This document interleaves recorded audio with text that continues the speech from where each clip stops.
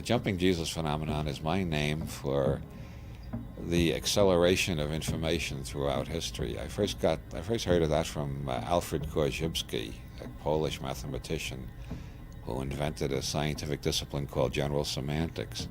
And Korzybski noted that information was doubling faster and faster every generation. And he said we got to be prepared for more and more change. We got to train ourselves to be less dogmatic and more flexible so we can deal with change. He took the unit at 1 AD as his basic unit to calculate how long it took for the information available to human beings to double, and it took 1,500 years, which brought us up to the time when Leonardo da Vinci was in his 40s and the Renaissance was at its height.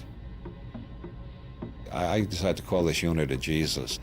So in 1 AD we had one Jesus, in 1500 we had two Jesus. The next doubling only took 250 years. You can see the acceleration factor. And by 1750 we had four Jesus. The next doubling took 150 years, and by 1900 we had 8 Jesus. The next doubling only took 50 years, and by 1950 we had 16 Jesus. By 1960, in only 10 years, we had 32 Jesus.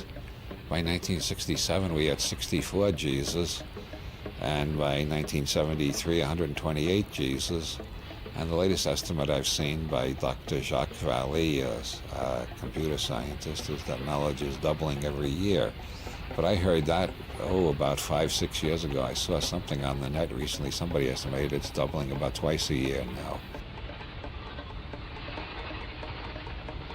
Obviously, if we're experiencing more change now in a year than we previously experienced in 1,000 years, we can propagate that trend into the future and see that a day will come when we will experience more change in an hour than we have experienced in the past 20, 30,000 years. A situation like that is unimaginable, so we call it a singularity, a place where the normal rules of modeling break down. Modern religions have anticipated the singularity by calling it the eschaton, or the end of time. Technological communities have anticipated the singularity by thinking in terms of artificial intelligences or something like that.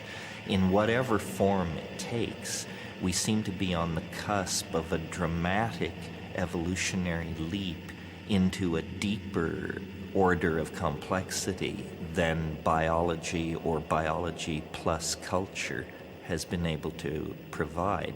We're on the brink of something truly awesome and unknown.